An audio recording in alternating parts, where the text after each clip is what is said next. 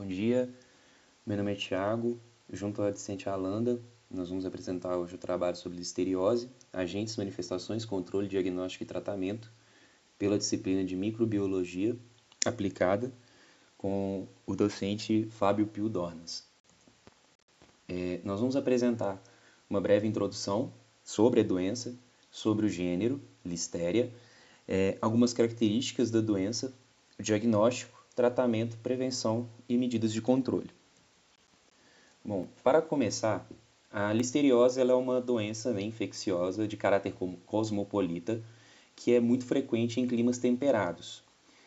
Ela vai afetar uma diversidade muito grande de animais, mas principalmente ruminantes, coelhos e aves. Isso é por isso que ela é também um grande problema de saúde pública, porque além de afetar os animais devido a cadeias alimentares, né, o que nós vamos dar uma aprofundada um pouco melhor mais adiante, ela é transportada ao homem. Existem algumas espécies, mas a listeriose para o homem em si, ela é causada pela espécie Listeria monocytogenes, que a partir de 1980 foi considerada de maior importância.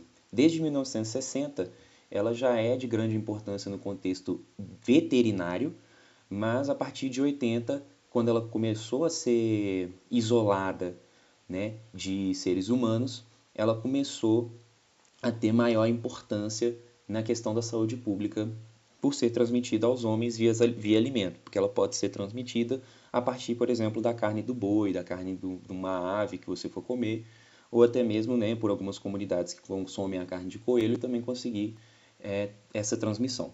No Brasil, ela é pouco relatada, justamente por conta de quê? Subnotificação ou falta de diagnóstico. Essa doença, muitas vezes, ela tem um caráter de ela não ser,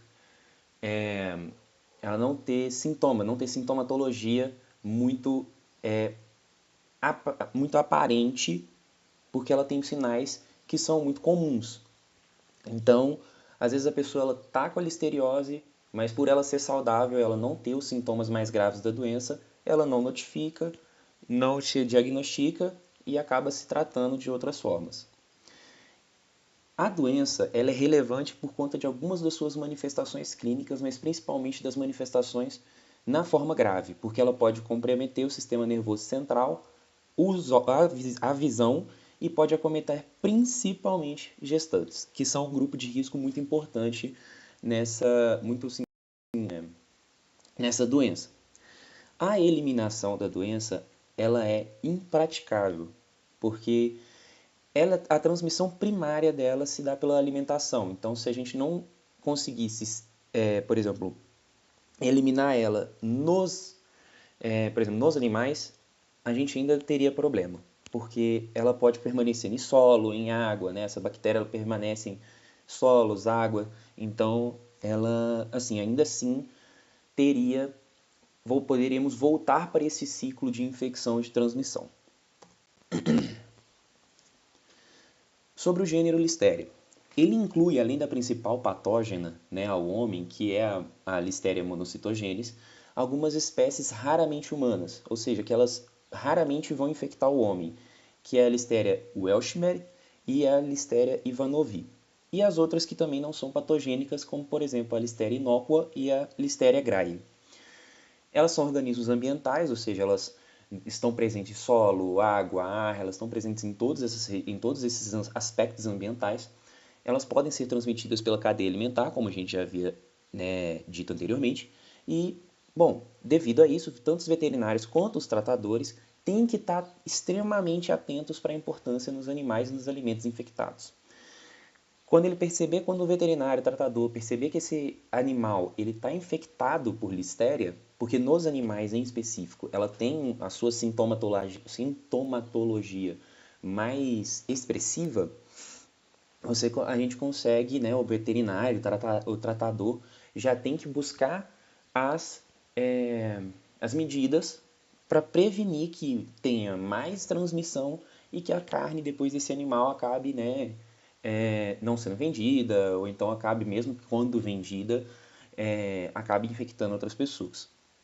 E, para diferenciar as espécies de listéria, a gente pode fazer por métodos de provas bioquímicas, como redução de nitrato e produção de beta-hemolisina, para a gente poder diferenciar. Bom, a Listeria monocytogenes, que é o patógeno mais importante, é um cocobacilo gram-positivo não esporulado, que ele é catalase positivo, então nos testes bioquímicos, quando a gente fizer um teste de catalase, a gente consegue determinar que pode ser a Listeria monocytogenes. Ele é um organismo anaeróbio facultativo e oxidase negativo. Então, a gente já tem ali, né, dois pontos da definição bioquímica, né, da diferenciação bioquímica, catalase positiva e oxidase negativa, que vai nos ajudar em questões de diagnóstico. Ele possui dimensões 0,4 a 0,5 por 0,5 a 2 micrômetros. Ele é móvel por flagelos peritriquídeos, cujas estruturas, né, esses flagelos, a partir de 37 graus, eles se reduzem. A principal característica dessa espécie, que é um dos fatores de porquê ela é tão virulenta em alguns casos, é porque ela consegue se multiplicar em temperatura de refrigeração. Então, mesmo no momento em que a gente leva ela após, por exemplo, o abate do bovino, a gente leva ele para todo aquele tratamento, mesmo em temperatura de refrigeração, a listéria consegue se reproduzir, consegue se multiplicar. Ela tem um pH ideal de crescimento entre 6 e 8 e ela consegue suportar mais de 100 dias em concentrações de cloreto de sódio entre 10,5 a 30,5. Então ela consegue suportar altas concentrações de NaCl, ela consegue suportar a temperatura de refrigeração. Desculpa. Ela tem um pH ideal ali por volta de 6 e 8, que é o pH em que a carne fica após, né, todos os tratamentos que ela passa. Então, assim, ela é realmente um grande problema quando a gente está analisando carne de açougue e esses tipos de coisa. Então é por isso que também ela é muito difícil de ser controlada a partir do momento que o animal está infectado e a gente não consegue fazer essa diferenciação, né, desses animais infectados. As características da doença. Bom, apesar da listeriose apresentar baixa incidência, igual a gente já tinha comentado inicialmente, principalmente no Brasil, a ocorrência dela é de grande preocupação. Principalmente que nós temos, né, quando na forma grave, né, nós temos uma taxa de mortalidade bem elevada, que é de 15 a 30%. Isso é uma taxa de mortalidade muito alta para uma doença. Os principais sintomas dessa doença são febre alta, tremores, dor de cabeça, rigidez no pescoço, náusea, fadiga, diarreia. Então, assim, são sintomas que eles não são específicos. Então, a gente não consegue pegar e falar, não, beleza, essa pessoa está com listeriose, simplesmente de olhar esses sintomas. Então, é por isso que acontece muito aqueles casos, principalmente aqui no Brasil, que a gente comentou inicialmente, de subnotificação.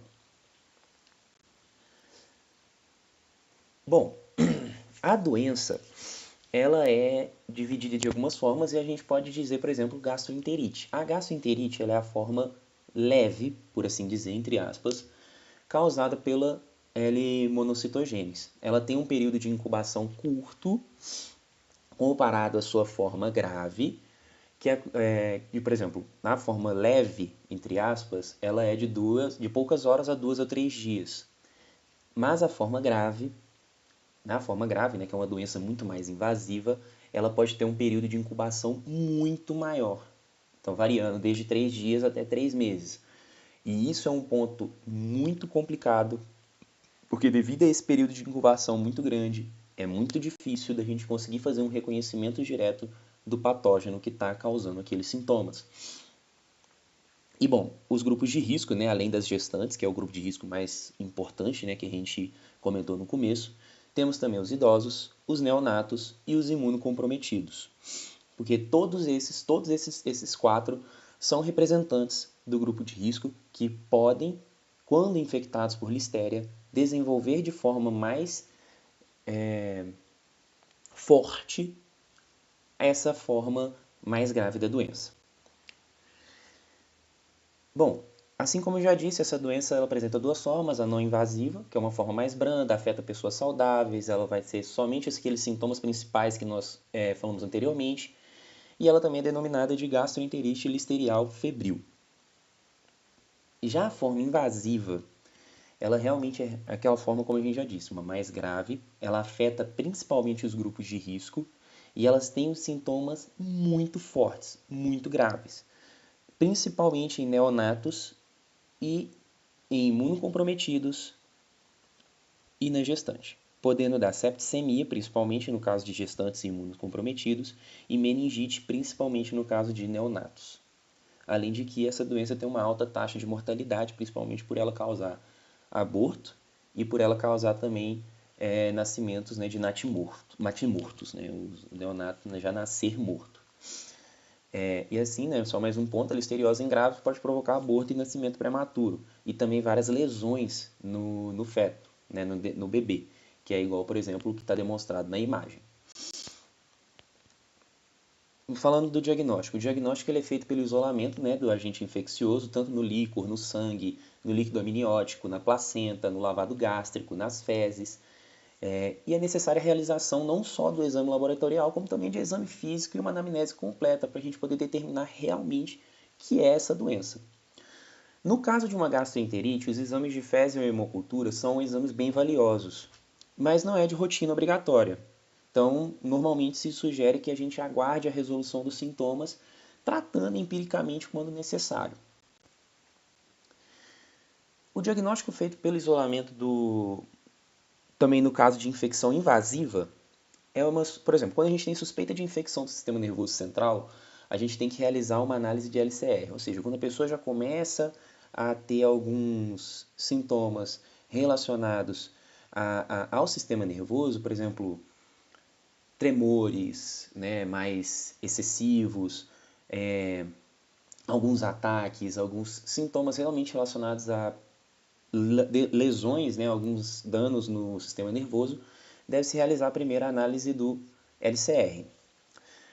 A utilização da hemocultura na forma mais grave ela é muito controversa, porque tem uma baixa sensibilidade, né? E se a suspeita for forte e a hemocultura for negativa, os testes moleculares vão ser indicados. Justamente essa baixa sensibilidade é por conta do tempo de incubação muito elevado. Em gestantes, a gente tem que fazer hemocultura ou a cultura da placenta, e em neonatos a gente faz a análise, né, pode-se fazer a análise das primeiras fezes, para a gente poder ter essa noção se ele realmente está infectado pela doença. Falando um pouco mais agora sobre a questão do diagnóstico, vou falar de dois meios que são seletivos e que também, além de seletivo, ele é diferencial. Bom, a pesquisa dela, né, da listéria, é através de pré-enriquecimento em caldo seletivo e posteriormente isolamento em meio, que é como, por exemplo, em meios de agar listéria, de Otavani e Agosti, que é o Aloa, e o Arga de Oxford. O Aloa ele é um meio cromogênico, seletivo e diferencial, que possui nele um substrato que, quando hidrolisado pelo gênero Listeria, torna as colônias verde-azuladas. Então, é positivo para a listéria quando a gente tiver uma colônia verde-azulada. Só que esse mesmo meio, ele também é seletivo para a Listeria monocytogenes, porque você tem outro substrato que também é hidrolisado, que é esse beta-D-glucosidase. Né? Quando você tem essa atividade dessa enzima, né, positiva, a gente tem a formação de um halo ao redor da colônia que gera sinal positivo para a Listeria monocytogenes. O outro agar que a gente tem é o agar Oxford. Ele não é um meio específico para a L monocitogenes, mas sim para o gênero Listeria. Quando nós colocamos, quando, né, a bactéria do gênero Listeria está ali no meio, ele hidrolisa a esculina, dando uma característica negra ao redor das colônias, né, dando um sinal positivo de que aquilo é Listeria. Bom, o tratamento, né, a Listeria, assim como as outras bactérias gram-positivas, né, apresenta suscetibilidade a tetraciclina, rifampicina, clorofenicol, ampicilina, dentre outros. O tratamento de escolha normalmente é uma associação entre ampicilina ou gentamicina, ou então ampilicina com o T-sulfamethoxatina, metaxazole. Só que essa não tem resultados favoráveis na forma nervosa da doença. Na forma ocular, a gente tem que fazer um tratamento com subconjuntivais ou com corticosteroides e antibióticos. Segundo Tortora, a penicilina G ele é um antibiótico de escolha para o tratamento.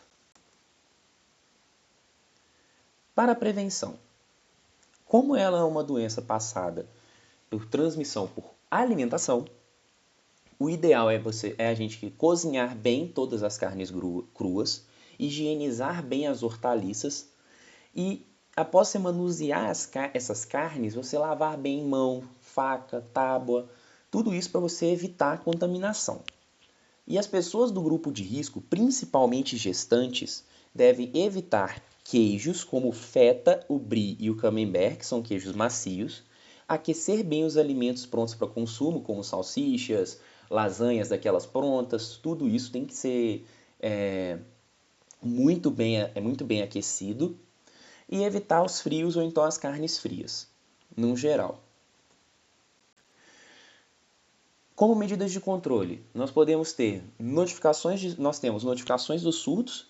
Se você tem uma ocorrência de surtos no caso de 2 ou mais casos, você tem que ter notificação imediata às autoridades de vigilância epidemiológica, para poder ser realizada a investigação das fontes, né, onde está tendo essas infecções, e o controle da transmissão através de medidas preventivas, para que não ocorra mais transmissões entre mais outros pacientes, para correr risco dessa doença trazer também os malefícios tanto para o grupo de risco quanto para as outras pessoas. Como as outras medidas preventivas também, que a gente já havia relatado no slide anterior, que é evitar esses consumos de alimentos, só consumir carnes e leite pasteurizado de forma segura, e evitar contato até mesmo com animais, para que não ocorra nenhum tipo de passagem dessa bactéria por outros meios. E as medidas em epidemia, que é a investigação de surtos de fonte comum e prevenção de futuras exposições à fonte.